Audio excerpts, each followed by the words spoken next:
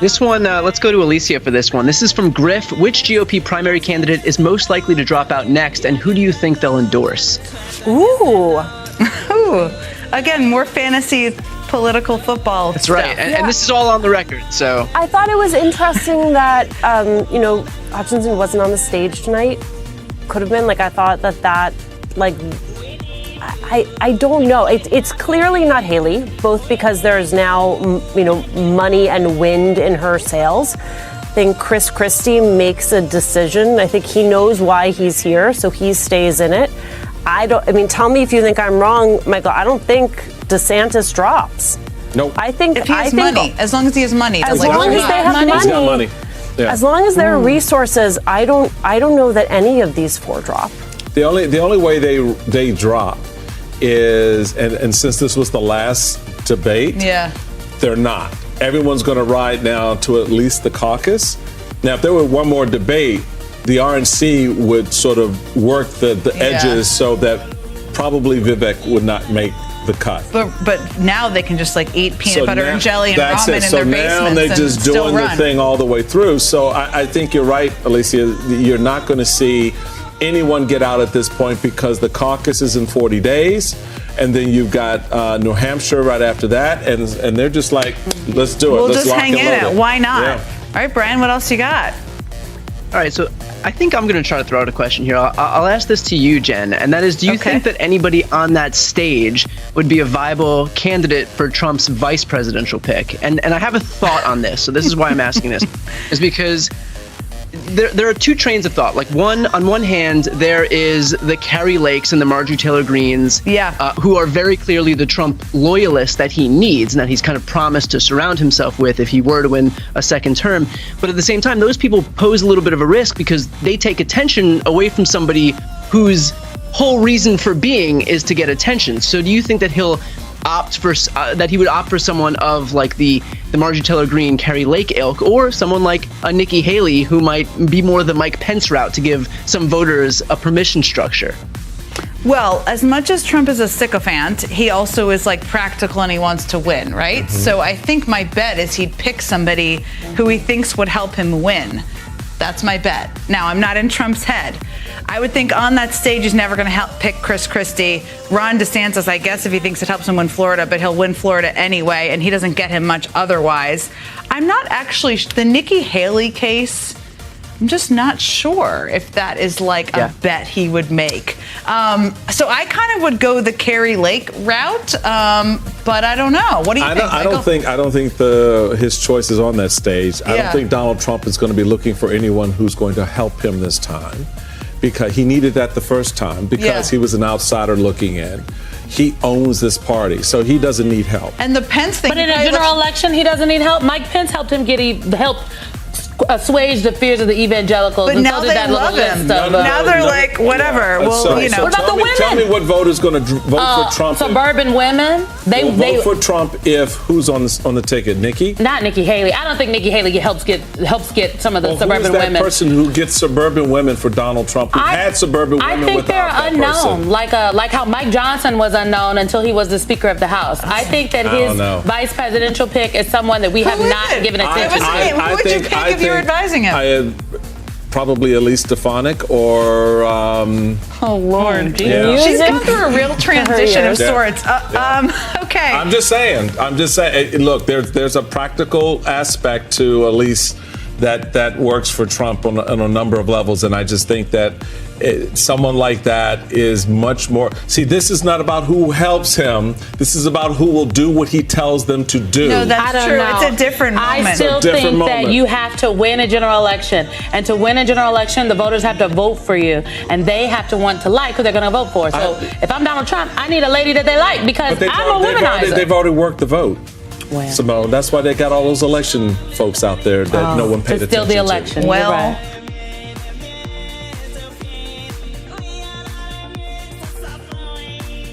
Adam Carolla is a comedian, author, and host of The Adam Carolla Show. Adam, I can see Trump really getting into this, going out to the rally, getting a throne, getting one of those robes with the purple and the jewels and the staff. This is going to go crazy. Yeah, you know what he needs? He needs that big trike Harley that President Camacho rode in Idiocracy. Remember that movie? Yes. President Camacho, that would be the coolest thing ever. It's always funny to hear CNN, MSNBC, and the news get everything wrong intentionally. That's kind of interesting because back in the day, they would get things wrong by mistake.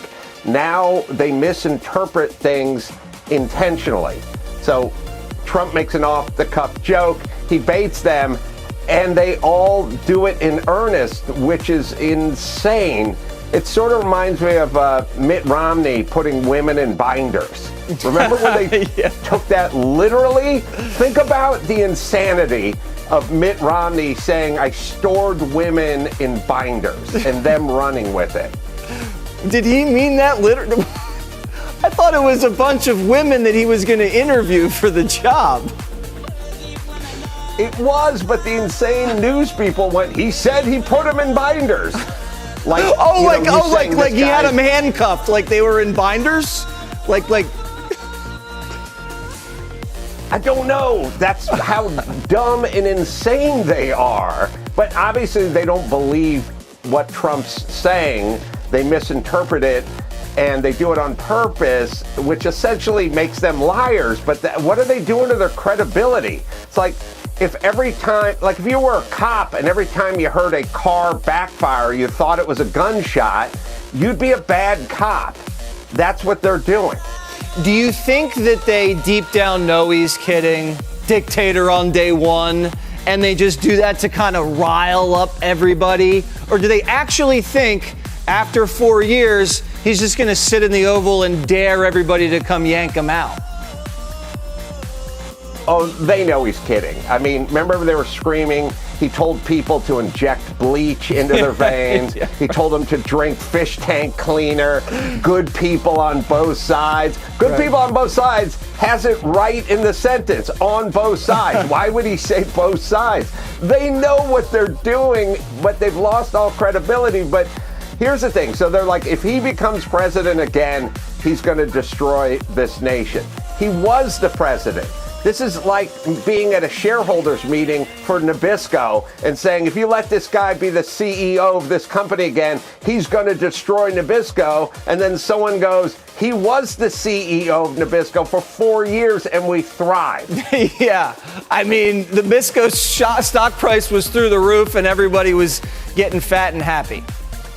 Adam Carolla. And barely any broken Nilla wafers. Don't you hate it when they break? Can't they just make the box stiffer? I'm going to talk to Pepperidge Farm. Yeah. Thank you so much. Everybody go check out the podcast. Adam Carolla.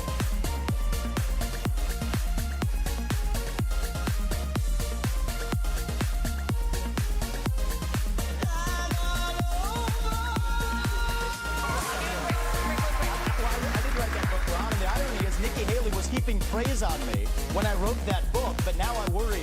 I was warning about the woke industrial complex in this country as a warning.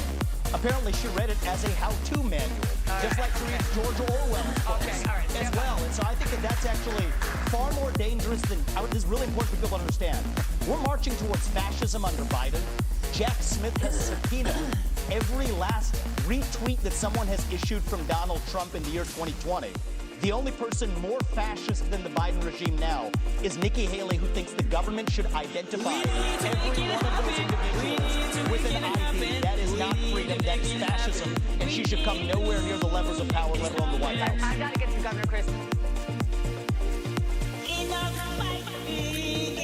People who are coming out to support us, they haven't shown up at caucuses, but they're the people who want to hear the truth, not just when it's easy, but when it's hard. In Tuscaloosa, Alabama, Republican candidates are hunting for votes in the fourth GOP debate. And while past debates have been filled with fireworks, you might want to take care of your family first. Leave my daughter out of your voice. Adult daughter. Former President Donald Trump continues to be missing from the debate stage. Candidates had to meet certain standards to make it to that debate stage. They needed at least 80,000 unique donors and to score 6% in 2 national polls, or score that same percentage from 2 early voting states like New Hampshire or Iowa. Ron DeSantis, Nikki Haley, Vivek Ramaswamy, and Chris Christie made the 4th GOP debate stage. Can I just tell you, we're a little bit troubled that you want to cut off aid to Israel. Israel's fighting a war right now. He wants Israel to be defunded. And Israel, my two sons are fighting in the IDF. GOP hopefuls fought over issues such as Israel, the southern border, bathroom bills, inflation, and Trump. Candidates fended off jabs from Ramaswamy, who consistently attacked Haley regarding big donors and her knowledge of Ukraine and Israel. There was no debate there. It was just screaming and hollering and bullying each other, just like the other three of them. That's not a debate. Those, folks were trying to just one-up each other. According to a national poll average by Real Clear Politics, Donald Trump is ahead in the polls.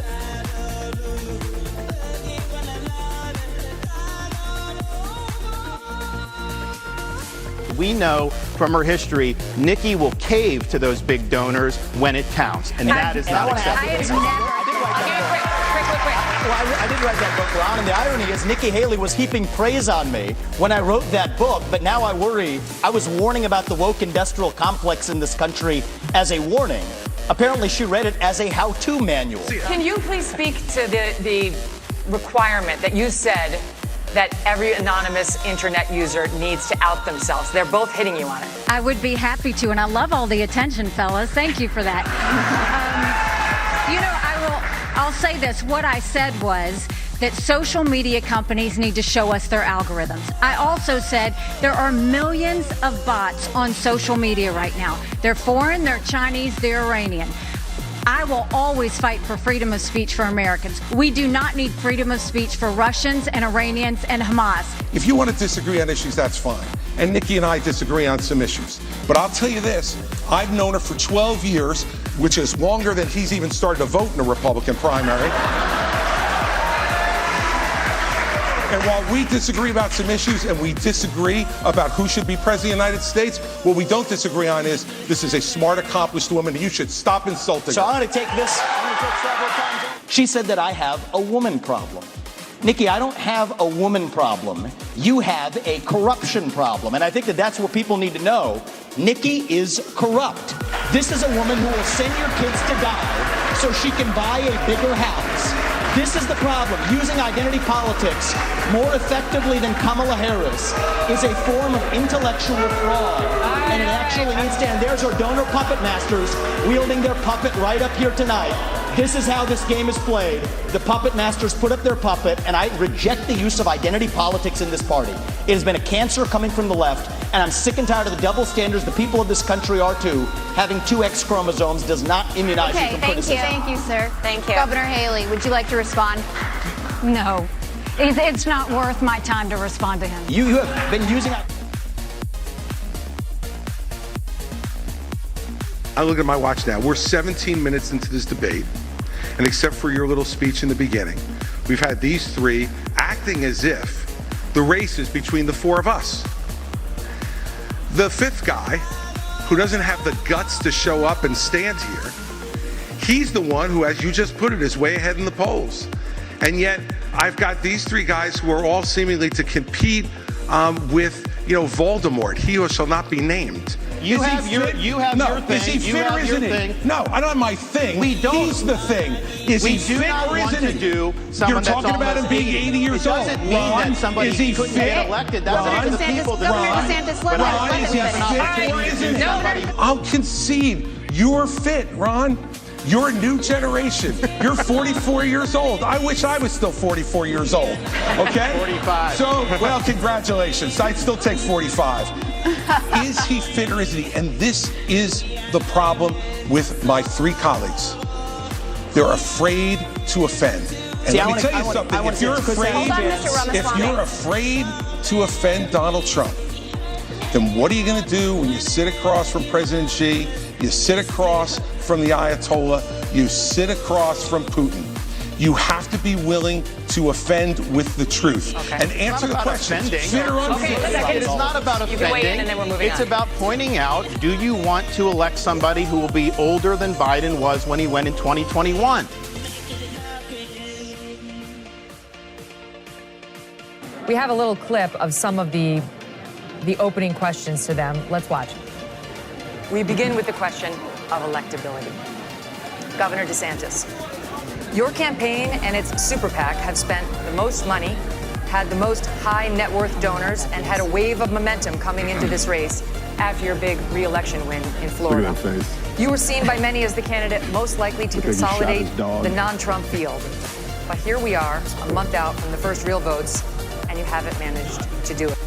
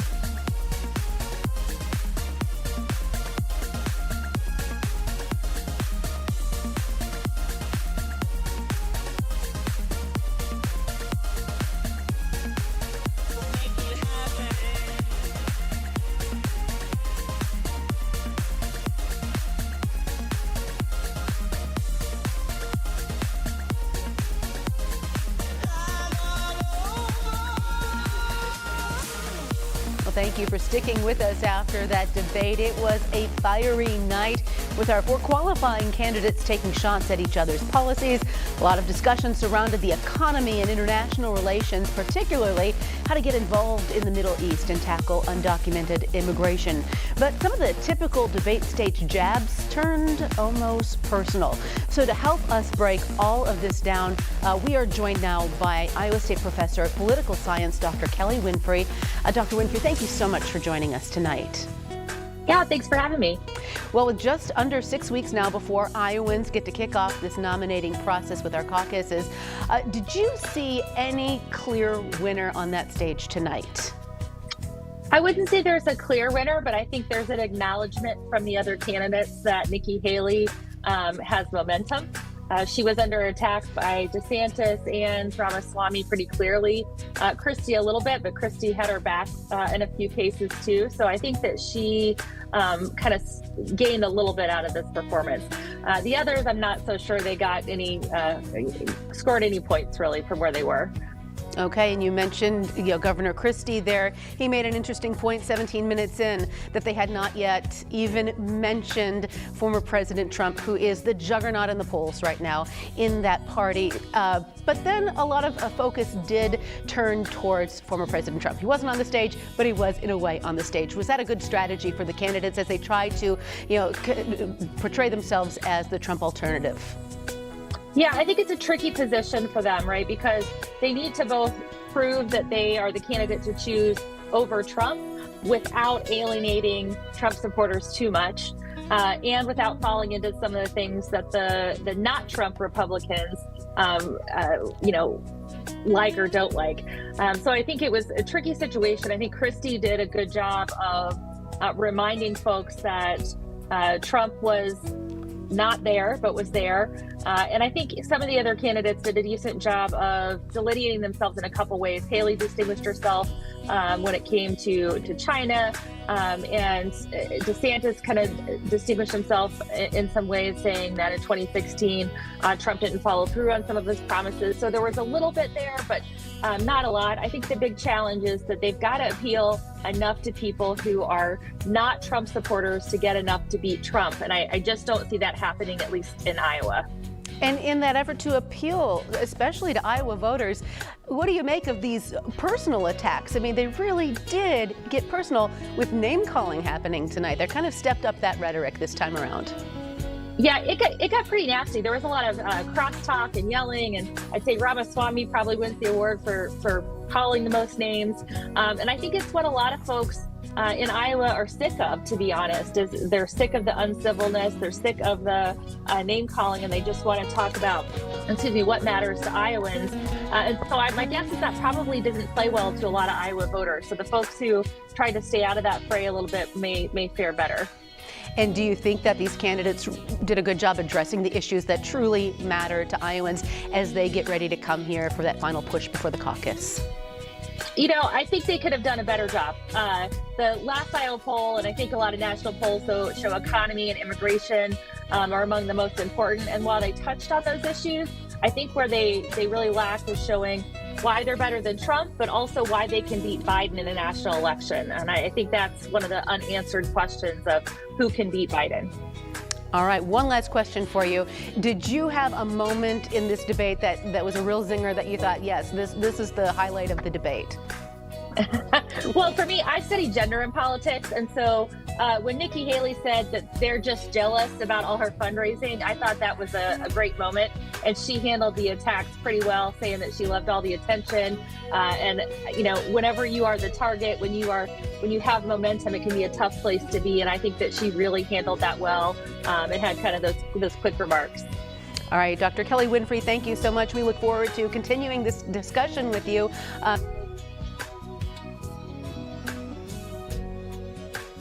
Ladies and gentlemen, please welcome Carpenter's Local 1977 member, Cesar Carrion.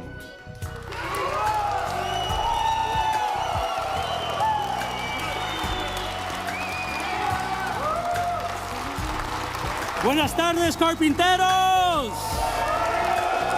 Good afternoon, carpenters! My name is Cesar Carrion, and I'm a member of the Carpenters Local Union 1977 out of Las Vegas, Nevada. Are any of my union brothers and sisters here?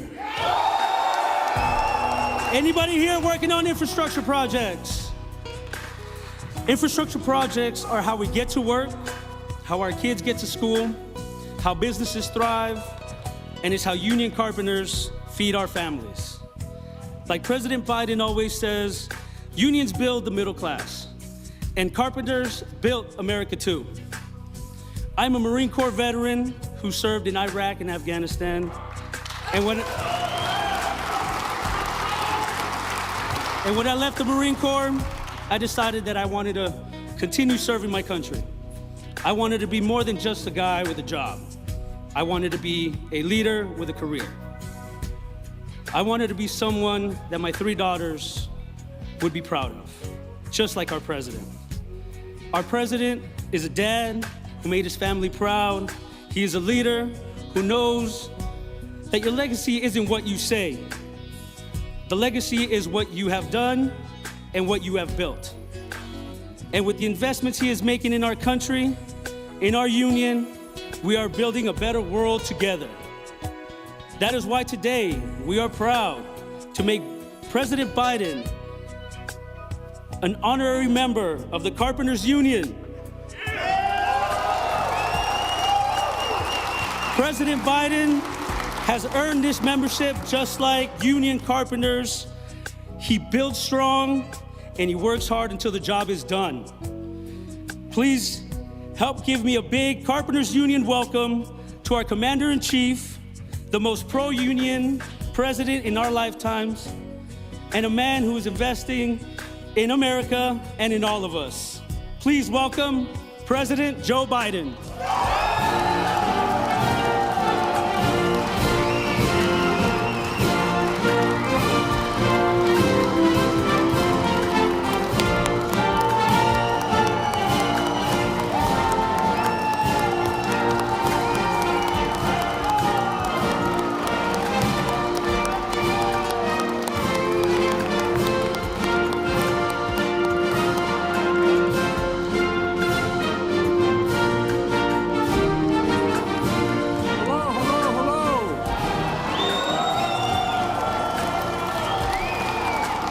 take a seat if you have one. If you don't, you can build one real quickly. I'll tell you what. I was thinking back there when I was speaking that, it's been a while. Harry Reid, I told you 35 years ago to get this sucker done. We're getting it done. You think I'm joking? I've ridden on rail probably more than all of you combined. Oh, really? I got to tell you, it's going to make this longer. I apologize. But a real quick story. I was vice president, and the Secret Service is the best in the world, but they don't like you riding a train because so many things can happen on a train along the way. And so, but I was going home to see my mom. I was catching a 5 o'clock train I used to take every single day, a 7 o'clock train out of Washington. I live 150 miles from Washington, and I took the train every single day because my wife and daughter were killed. I started going home to see my kid. Anyway, make a long story, not so quite so long. And I was getting on the train, and one of the senior guys in Amtrak, I became friends with all of them after all the years. And I've ridden 36 years as a senator. And he comes up to me, his name is Angelo, and he comes over and he says, "Joey, baby!" He grabs my cheek and said, I thought they were going to shoot him. And I said, "Ed, what's the matter?" He said, I just read in the newspaper. Because they keep meticulous mileage, how many miles you use an aircraft for the United States Air Force as vice president. I just read in the paper, Joey, you traveled 1,200,000 miles on Air Force. He said, big, I won't quote him exactly. He said, big deal, Joey. He said, we just had a retirement dinner in Newark, New Jersey. He said, just had a retirement dinner. You know how many miles you've ridden? I said, no, Angie. He said, 1,327 miles. I don't hear any more about the Air Force. Well, guys, I'm a real guy, not a joke. And, before I get started, though, I should say a few words about the terrible incident that's happened and all my colleagues have recently spoke to. First of all, 2 state Nevada troopers killed in the line of duty. They're helping the driver on the side of the freeway. And they were killed by hit-and-run drivers. And 2 days later, a gunman opened fire at the University of Nevada, Las Vegas. 3 people killed, and 4th now hospitalized. I'm grateful to law enforcement officers who risked their lives in the safety of the shooting spree. You saved lives. You walked in and saved lives. And you join the people across the country praying for the families of those killed, whose hearts have been broken by yet another horrific gun violence. Look, I own a couple shotguns. I haven't shot them in a while because I used to use them as make target practice, skeet shooting. But the idea that the way we deal with guns, and students and educators experience this trauma of the shooting that took place. Las Vegas they've already had real difficulty. So much gun violence, 2017 shooting, still in the minds of so many people. I was out here meeting with the families. Folks, we got to get smart. There have been over 600 mass shootings in America this year alone, plus daily acts of gun violence that don't even make the national news. This is not normal, and we can never let it become normal. People have the right to feel safe, be safe, and I'm fighting to make sure they do. But all these actions I've taken as President of the United States to end this gun violence epidemic is not enough. We need Congress to step up. The idea, if you were driving your automobile here and you left in the key in the parking lot, you left the key in the ignition, and a kid came up and jumped in and stole it, and they got in a crash, you're liable civilly. Why in God's name do people not have to lock up their firearms? Why is that not a requirement? All these mass murders, not this weekend, but have been because people have picked up, kids have grabbed stuff off of counters, off of their, anyway, I get angry. We need to ban assault weapons and high-capacity magazines. Pass national red flag laws that be done here. Require safe storage, enact universal background checks, and other common sense measures to save lives. Because the Second Amendment didn't say you can own any gun, you can own any weapon. You couldn't own a cannon when the Second Amendment was passed. You couldn't, anyway, don't get me started. But look, I'm not going to rest till we do all we can to prevent more families and more communities from being torn apart by gun violence. Not for the reason I came. I came to thank the Carpenters and your president, Doug McCarran, who's been a friend of mine for a long time, to welcome.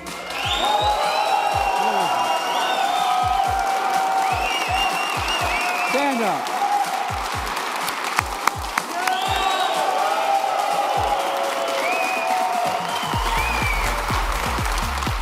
Doug does what he says.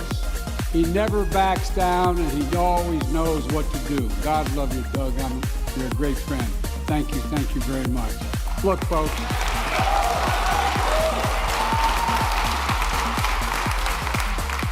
And, I was telling Doug, the first union ever introduced me were those Carpenters from Newcastle, Delaware, a town that's 370 years old on the Delaware River. His name is McCullough. And he was a crotchety old son of a gun. And I was running for Senate as a 29-year-old kid.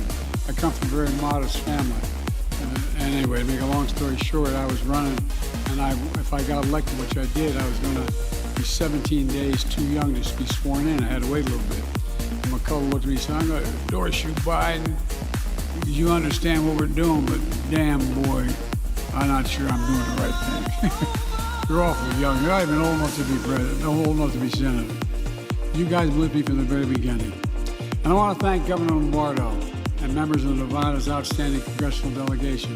Jackie Rose is a friend, and Catherine Mastow, Cortez Mastow, all but the guy she's married to is pretty good. Former Secret Service. And Dana Titus, and Representative Susie Lee, and Stephen Horsford, who's chair of the Congressional Black Caucus. The relentless work for the people of Nevada brought this historic project home to your great state. I also want to thank our partners in the private sector, Wes and the whole team of Brightline, in supporting this project. It's a big deal, really.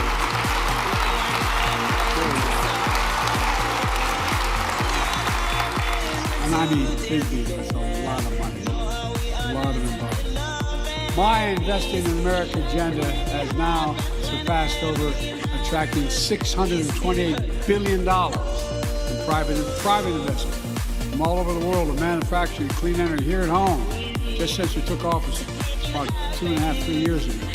What's happening here in Nevada is another great example. A special thanks to my friend, Governor Sisolak. I don't know where the gov is, but he knew me, he heard me, had to hear me talk about this for a long time, back when he was governor. And finally, I want to thank a special member of my team, Mitch Landrieu. Now, Mitch is from New Orleans. That's New Orleans in English. And he used to be the mayor. His dad was the mayor. He knows what he's doing. He's going to lead the charge to implement this bipartisan infrastructure law. We actually got, surprise, we got about 36 Republicans to vote for it. That's really. So thanks, Mitch. You know, nearly every day for 36 years as senator, I told you I took that train back and forth to Washington. 300-mile round trip. It took 4 hours sum total by the time I left the house and got back to the house each way. You know, I did it for my family, but I came to see how train travel opens an enormous possibility for the nation. Rail connection connects jobs and opportunities, gets goods to market, traffic off the street, travelers on the move. Railroads made America a force in commerce and innovation in the world, uniting the country, building the most powerful economy ever in the history of the world. And over time, though, we fell behind.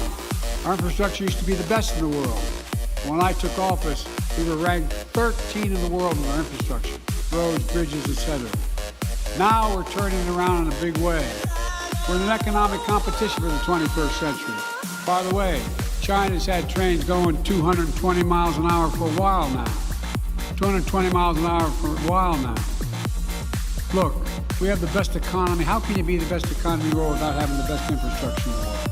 And we're going to do this. That's why I'm here to talk about an ambitious vision for America to be fully within our reach.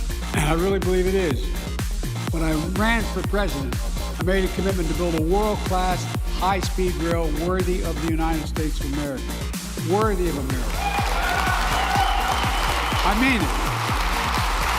To put our nation back on track for the fastest, safest, and greenest railways in the world. And finally to bring high-speed rail to our nation. To Today, I'm here to deliver on that vision. You have no idea how much this pleases me. At long last, we're building the first high-speed rail project in our nation's history, and it's starting here.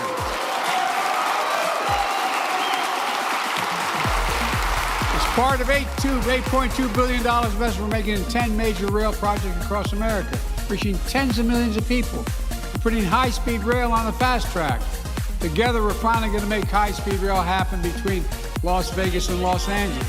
Folks, we've been talking about this project for decades. Now we're really getting it done. I want to thank the members of the Nevada's congressional delegation for all they've done to make it possible. And here's why it matters. Some of you know what it's like to sit in traffic on interstates, not the one between here and LA, which is real, but all interstates.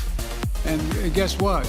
Trying to make it that drive from LA to Las Vegas, or Las Vegas to LA, or anywhere in between is a pain in the neck. It can take up to 7 hours, but soon it's not going to be any more. We're investing $3 billion on this rail line, so folks can make that trip in over 2 hours. 2 hours. 186 miles an hour. And it won't just get there faster. The rail project reduces carbon emissions by taking 3 million vehicles off the highway. 3 million. And all the studies show, by the way, people get from point A to point B faster on a train than their car. They take the train. Think of what that's going to mean to the environment. Think of what it will mean for the local economy. New rail line will transport 11 million passengers a year. That means more visitors, more business, more Las Vegas, more money. And if a casino worker wants to take their kid to California for the weekend, they can have breakfast here in Las Vegas and lunch in LA. Look, folks.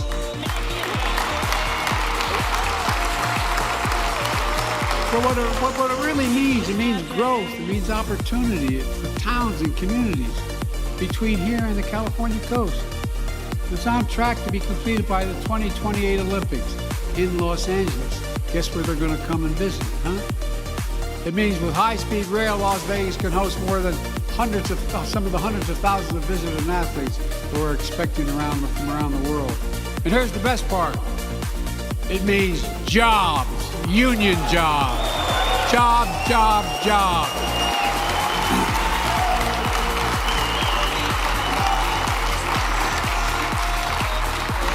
I'm a big environmentalist. Says, why am I always talking about the environment? When I think environment, I think jobs. 35,000 jobs during the construction phase, 10,000 union jobs in the building trades. Carpenters, electricians, ironworkers, laborers, and more. Jobs and jobs beyond. In fact, once we complete this train line, it's going to be operated by union workers. That means 1,000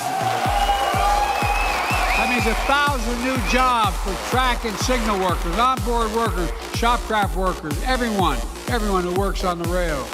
And for those good-paying jobs, they don't require a college degree, but you got to work just as hard to get one, man. Union workers are the most highly trained, skilled workers in the. This is not a joke. They're the most highly skilled workers in the world. I'm not just saying it. But you guys don't talk enough about it. It's like going to college. You've got to be an apprentice for 4 to 5 years. You can't walk up and say, I want to be a carpenter. You got to go to school to be a carpenter, and you got to do it here. The long term, I had the Treasury Department do a study. The most cost is more efficient to hire a union worker because you do the best jobs, best results, and they last the longest, and long run, you're cheaper for the employer than if you weren't a union worker. That's why I always say, look, folks, I say this all the time. Wall Street did not build America. The middle class built America. And unions built the middle class. That's the truth. That's true. There would be no middle class without unions. That's a fact. And by the way, I know I look like I'm 41, but I'm not new to this. You guys don't even realize how important you are. You built the middle class.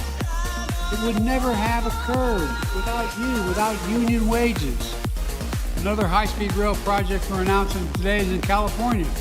Ultimately, it's going to take folks from Los Angeles through the Central Valley all the way to San Francisco for less than 3 hours. But today, the journey can take 8 hours by bus or car. Think of how this train will transform California's Central Valley with new businesses, new residents, visitors, economic opportunities, or what it will mean to folks who live in inland towns and commute to work in California coastal cities. It's a game changer. I mean, you know, we make these speeches, but I mean every single word I'm saying literally. To put all this in perspective, this project in California is the most ambitious rail project in the entire Western Hemisphere. It expects to carry 31 million passengers a year, will be 100% powered by renewable energy, and once again, this project is about jobs. It's already created 12,000 good-paying union construction jobs, with thousands more to come. Many of us have pushed for this high-speed rail project in California for a long time. In fact, the very first federal dollars that went out came from the Recovery Act, which was a change, which I was in charge of as Vice President, to help us recover from the Great Recession of 2009. The last administration tried to cancel it. Now, I promise you, once it's built, they're going to be claiming credit for it. Remember I said it. But they failed.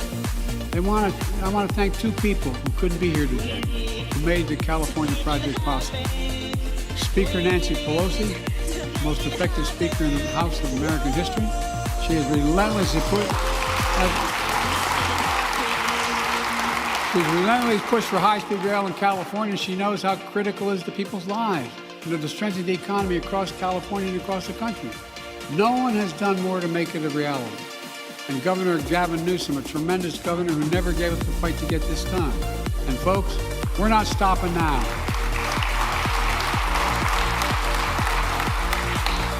I know we're here about this project, but these projects are joined by others across the country. I made sure we had not just two.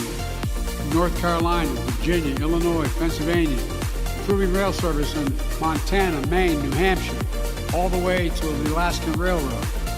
We're supporting 69 rail projects still in the early stages across 44 states. On top of that, we're investing $9 billion to replace over 1,000 Amtrak engines and cars across the country with scale-of-the-art equipment made in America by American workers. Made in America by American workers.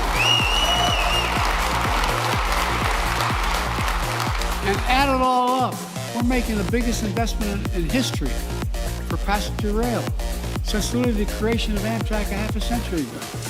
All told, thanks to Bipartisan Infrastructure Law, over 40,000 infrastructure projects are announced across America.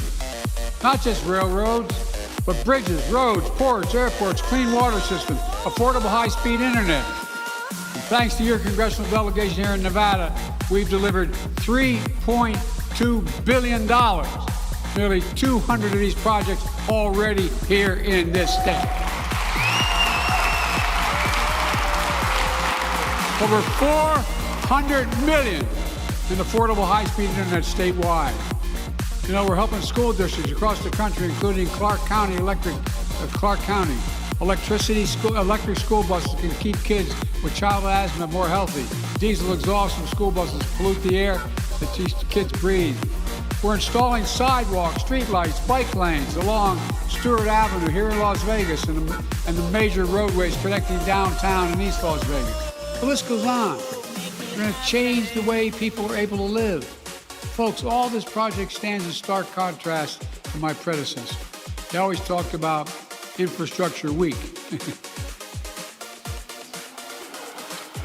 4 years of infrastructure week, but it failed. He failed. On my watch, instead of infrastructure week, America's having infrastructure decade. Over $1.3 trillion. Trump just talks the talk. We walk the walk. Look, he likes to say America's a failing nation. Frankly, he doesn't know what the hell he's talking about. I see shovels in the ground, cranes in the sky, people hard at work rebuilding America together. Meanwhile, the vast majority of my Republican friends in Congress voted against the infrastructure law. But that doesn't stop them from calling up now and saying, hey, Mr. President, we need a project in my district. Well, that's okay. I promised I'd be president of every American. And like I said before, I'll see them at the groundbreaking. Folks,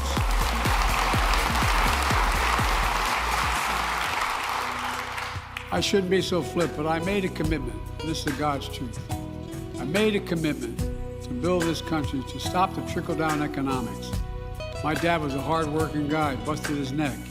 Not a whole lot trickled down on our kitchen table. Not a whole lot trickled down. My dad used to say, a job is worth a lot more than a paycheck, Joey.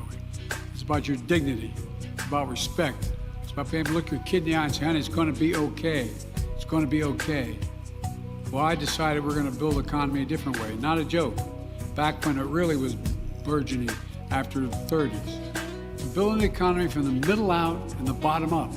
That way the poor have a shot, the middle class do well, and the wealthy still do well. Matter of fact, they should be paying a hell of a lot more taxes. That's another issue.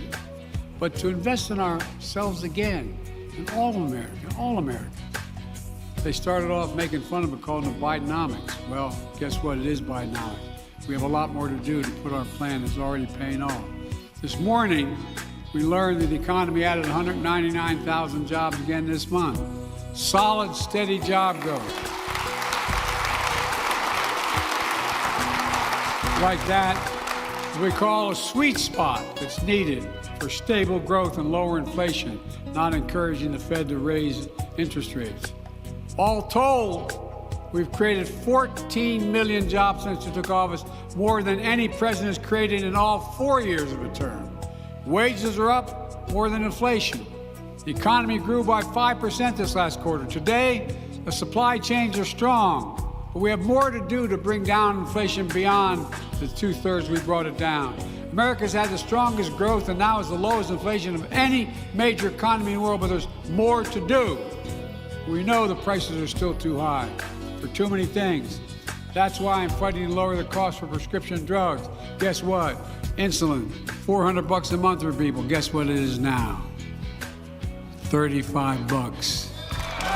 $35. And by the way, by 2025, no matter what your prescription drug costs are, and some cancer drugs are $4, $5, $10, as much as $13,000. Nobody as a senior will have to pay more than $2,000 a month, period. Bringing down health insurance and utility bills. That's why I'm fighting to eliminate the hidden junk fees that banks and airlines and other companies do to rip off consumers. Look, do you ever think when you pick up the phone and call what your balance in your account is, you're going to get charged $20? Or you get in an airline, you want your kid sitting next to you, they tell you it's going to cost you another $300? I mean, this is ridiculous. Let me be clear. Now that we've built the supply chains and brought down costs, any corporation that is not passing on these savings along to consumers needs to stop this price gouging. The American people are tired of being played for suckers. And by the way, does anyone here think that the tax code is fair? If you do, raise your hand. You got it, baby. I made a commitment that nobody making less than $400,000 a year, which is way above what I ever made until I became president. But it was, look, in 2020, 55 of the biggest corporations in America, the Fortune 500, they paid zero in federal taxes, and they made $40 billion, $40 billion in profit. But not anymore. And the law got passed and signed. Big corporations now have to pay less than you pay. I could only get up to 15%. But guess what? They paid for all the programs we're talking about. And probably less than what, as I said, we have to do more though. Get this. We used to have, before the pandemic, we had in the United States of America, 750,000 billionaires. 750 billionaires. And guess what we have now? We have 1,000 billionaires. You know what their average tax rate is in the federal government? 8%. 8%. That's why I'm proposing a billionaire minimum tax of 25%. 25. The billionaires and big corporations paid their fair share to strengthen Social Security and Medicare, and we wouldn't have all this talk from the other team talking about having to cut it. We could bring down the cost of child care, elder care for working class and middle class people. Look, when we do that, the poor have a ladder up. As I said, the middle class does very well, and the wealthy still do well. We all do well. Let me close with this. When we see shovels in the ground and people hard at work on these projects, I hope you feel something that really matters. At least where I come from in Scranton, Pennsylvania, and Claymont, Delaware, used to be a big steel town. Pride. Pride in America. Pride in knowing we can get big things done when we work together. You're all the real heroes of this story. We talk about what I did and others did. The American people, the American workers, neighbors and leaders in the community doing the work to bring your city into the future.